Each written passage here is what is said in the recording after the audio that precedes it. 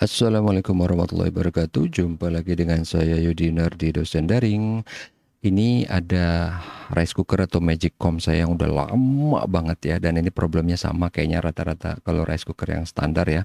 Jadi tombol mekaniknya yang untuk masak sama menghangatkan. Kan kalau masak ke bawah, ntar begitu dia udah panas, tombol bimetalnya bekerja, kemudian dia akan langsung cetek ke atas.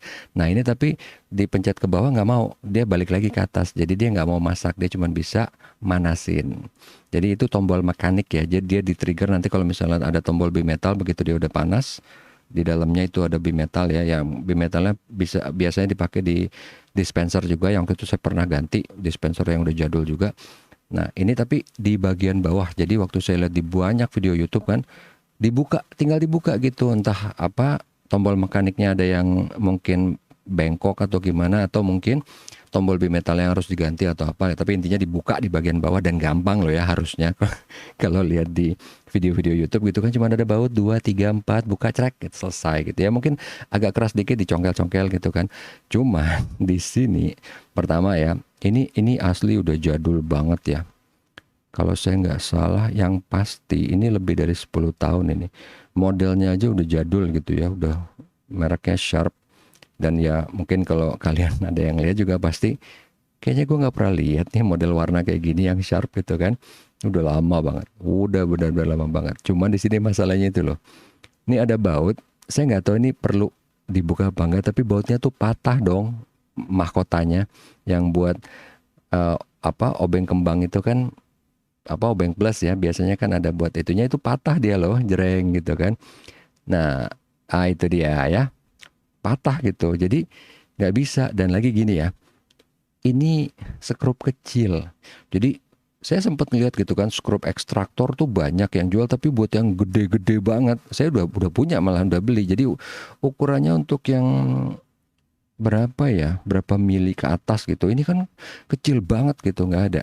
Jadi saya tuh kan awam untuk masalah perbaikan ini. Saya tuh berani buka cuman karena pertama emang dia udah lama banget. Kalaupun rusak ya udahlah tinggal beli gitu kan. Tapi penasaran dong, pengen gitu diperbaikin. Nah, kalau untuk ada skrup yang patah, biasanya yang di internet itu yang saya lihat banyak caranya, tapi intinya itu skrupnya gede. Ada yang diketok-ketok gitu kan. Tapi karena dia gede, enak dong pakai obeng, pakai kikir, pakai apa lah ya, pakai pahat. Gampang, enak gitu. Ruang kerjanya gede. Nah, ini kan kecil. Dan lagi samping-sampingnya kan ringkih ya, maksudnya cuman pelat besi tipis, mungkin aluminium, mungkin apa. Nah, ini sempet bingung gitu ya. Apa bisa pakai super glue ditempel ke kayu terus diputar kayunya, tapi kayak nggak bisa dong. Nah, ini nih masih nyoba-nyoba, bisa nggak sih nyongkel-nyongkel sambil putar gitu kan? Karena kalau di video YouTube ada tuh yang kayak gitu sambil dipalu ya. Cuman nih bidang areanya tuh kecil banget kan. Ini kayaknya skrup M berapa sih, saya nggak tahu. Pokoknya paling cuman berapa mili gitu ya, kecil deh, ini kecil banget. Nah itu sempat bingung. Jadi di sini saya tuh nggak tahu ya, apa skrup ini perlu dibuka atau enggak, apa ini patahnya emang dari pabrik, atau mungkin dulu banget ya pernah ada yang mau buka terus patah, terus sudahlah gitu kan. Jadi ini nggak tahu ya, tadi kan begitu saya ngeliat, ya elah nih di pabriknya rese banget sih sampai harus dipatah-patahin biar nggak dibuka gitu ya. Tapi nggak tahu juga nih apa dari pabrik atau somewhere someone gitu dulu pernah ada yang mau buka nggak bisa gitu kan. Nah ini yang saya bilang kecil ya. Pakai tang juga nggak masuk dong, nggak ada bidang buat ngegigitnya gitu kan. Ya namanya juga usaha ya, masih nyoba-nyoba gitu kan.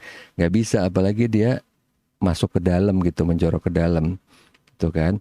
Nah ini masih agak-agak bingung aja. Jadi belum tahu nih, saat itu belum tahu.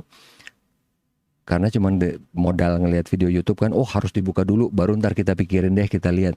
Jadi ini begitu belum bisa kebuka udah pusing dong. Nih langkahnya apa nih selanjutnya? Buka aja belum bisa kan? Lihat gitu kan. Iya lo nggak ada kerjaan, ya udahlah bersih-bersihin meja dulu gitu kan.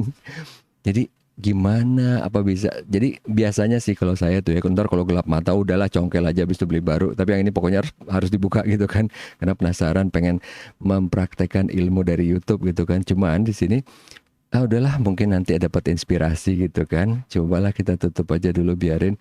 Dan ini belum kepikiran mau ngelihat sumber yang lain. Karena kan yang ada di otak itu, oh di YouTube harus dibuka bawahnya, oke harus buka. Cuman kan sempat ngelihat ini, lihat tuh ya, lihat ya. Tuh pancinya aja udah jadul banget ini, udah belasan tahun umurnya.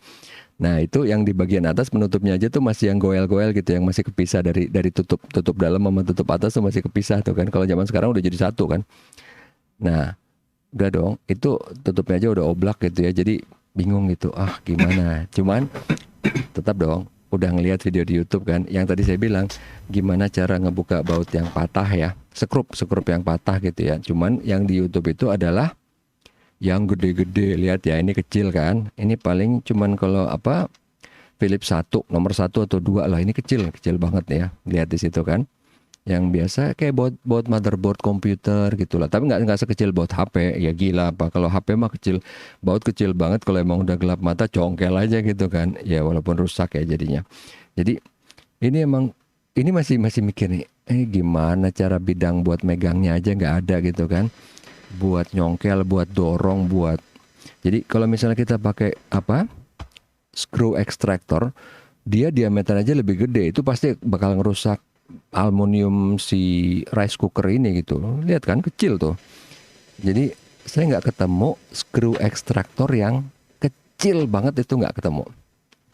Nggak ketemu yang benar-benar minimal lebih kecil dari screw ini dong. Nah ini masih dong pakai cara yang ada di YouTube kan, pakai palu gitu kan, diketok-ketok dengan harapan dia muter berlawanan jarum jam gitu kan. Karena kalau yang di video YouTube kayak gitu tuh, tapi dia bautnya gede men, gede. Jadi dia bautnya bautnya tuh lebih dari 1 senti. Jadi di contoh itu adalah baut yang patah, sekrup yang patah itu adalah sekrup di mesin motor, di mesin mobil, atau di mesin apa yang gede banget. Ya enak lah itu ya kan.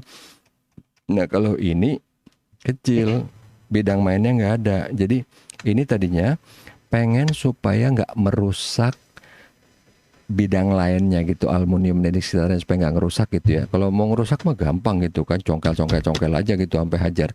Dan again di sini saya tuh belum tahu bisa nggak sih kalau kita benerin nggak usah bongkar bawah, karena kan ya namanya juga amatir, dan dasarnya apa, modalnya cuma ngeliat video di YouTube itu aja kan. Jadi mikirnya oh harus dibuka dulu nih baru ntar kita lihat. Jadi ini masih mikir, buka, pokoknya intinya harus bisa kebuka dulu gitu si sekrup ini yang satu ini kan. Karena nanti sekrupnya ada 2, yang ini mungkin ya, sama yang di bawah. Di bawah tuh biasanya tergantung merek, ada yang 1, ada yang 2 kalau nggak salah ya. Nah biasalah ya, namanya juga usaha kan, coba-coba dulu deh, mungkin disemprot gitu kan pakai silicone grease atau pakai apa, WD-40 atau apa gitu kan. Mungkin dia bisa agak lebih longgar, agak lebih licin, lebih apalah gitu ya, baru ntar diketok-ketok lagi kan. Nah itu apa, shaftnya kan, kalau mangkoknya agak gede itu yang ada tombol plus apa, yang ada plus buat obeng ya, tapi kan shaftnya, batangnya itu kecil loh segitu tuh. Dan lagi dia patahnya itu nggak geradakan, patahnya mulus coy. Mulus patahnya, jadi nggak ada tempat buat kita megang si obengnya tuh, bisa megang itunya gitu, nggak ada tempat. Jadi tiap kali mau diketok kepleset, diketok kepleset. Cuman ya udahlah ya kan, coba aja dulu kan, karena penasaran. Istilahnya nih, wah yang saya lihat di video YouTube, pokoknya bawahnya harus dibuka dulu baru kita benerin kan. Ini intinya harus kebuka dulu, dan bahkan saya juga nggak tahu apa sekrup ini ada hubungannya supaya bawah bisa kebuka, itu nggak tahu juga gitu kan. Cuman pokoknya kan ngeliat ada sekrup, ya udahlah buka aja dulu. Masih, tapi nggak mau destruktif ya kan. Coba dulu pakai cara yang apa istilahnya, yang lemah lembut lah gitu kan. Coba dulu mungkin ganti mata obeng, ganti apa. Jadi tadinya pakai mata obeng minus yang kecil, mungkin yang gede. Atau mungkin kebalikannya gitu kan. Mungkin sekarang pakai yang kecil gitu kan. Ketok lagi. Ketoknya jangan sadis ya, dan ketoknya nyamping miring gitu ya. Ya walaupun ini nggak efektif juga sih. Cuman namanya juga nyoba kan, karena nggak tahu nih apalagi caranya buat buka sekrup yang patah yang diameternya sekecil ini. Kalau yang gede banyak videonya di YouTube. Udah kan, coba ketok. Jadi ini pokoknya sebisa mungkin nggak merusak dinding aluminium di sampingnya gitu. Karena takutnya ntar kan tembus ke belakang ke dinding panci buat nasinya lah, buat apanya lah. Makanya ini nggak pakai full force gitu ya, nggak pakai tenaga kekuatan penuh. Karena juga percuma, baru nyoba dikit dia udah kepleset gitu, karena licin banget, mulus banget ininya tuh patahannya. Jadi patahannya tuh bukan yang sandy, bukan yang geradakan gitu ya, bukan yang seret gitu. Ini mulus banget. Jadi makanya, ya gimana dong jadinya? Ini ya, saya tuh udah punya apa namanya nih, kayak baut ekstraktor gitu ya, pembuka baut rusak apa. Jadi screw ekstraktor bla bla bla. Tapi ini gede banget. Apa maksudnya, bukan gede banget sih. Jadi kan karena baut di si rice cooker itu kan kecil ya. Ini tuh apa normal sih besarnya, cuman dia lihat nih matanya nih nggak ada yang kecil. Jadi kalau mau maksa pakai ini pasti akan merusak bodinya, bodi si rice cooker itu ya. Kemudian akhirnya saya beli ini dong. Apa? Ini kan namanya obeng ketok mini impact driver dan ekstraktor set 7 pieces gitu ya. Tapi tetap ini masih kegedean. Kalau ini emang gede biasa ya. Ini nih masih kegedean. Masih kegedean. Jadi kalau misalnya pakai yang kecil nih ya. Nah, jadi waktu itu kan kayak kita bikin skenario dulu gitu kan. Bisa, tapi malah pasti akan kena dratnya juga gitu. Jadi si sekrupnya pasti kena, tapi kena dratnya ntar malah nggak bisa dipakai gitu kan, tambah pusing. Nah itu dia yang membuat ini jadi susah dan menyebalkan gitu ya. Tapi untungnya saya ketemu cara lain untuk apa? Bisa memperbaiki tapi nggak ngebuka, dan itu waktu itu nggak sengaja ketemunya sih. Walaupun itu emang nggak ideal, cuman masih akhirnya tetap bisa bekerja nih si rice cookernya. Jadi nanti bisa dilihat di video berikutnya gitu ya. Karena memang itu ketemunya setelah berapa lama gitu, nggak sengaja gitu ya. Karena saya lihat juga itu nggak ada di mana, di video-video YouTube yang ada tuh nggak ada gitu deh. Jadi waktu itu benar-benar nggak sengaja ketemunya. Oke, semoga video ini bisa bermanfaat. Lihat juga video lanjutannya gitu ya. Terima kasih. Assalamualaikum warahmatullahi wabarakatuh. Tetap sehat dan tetap semangat.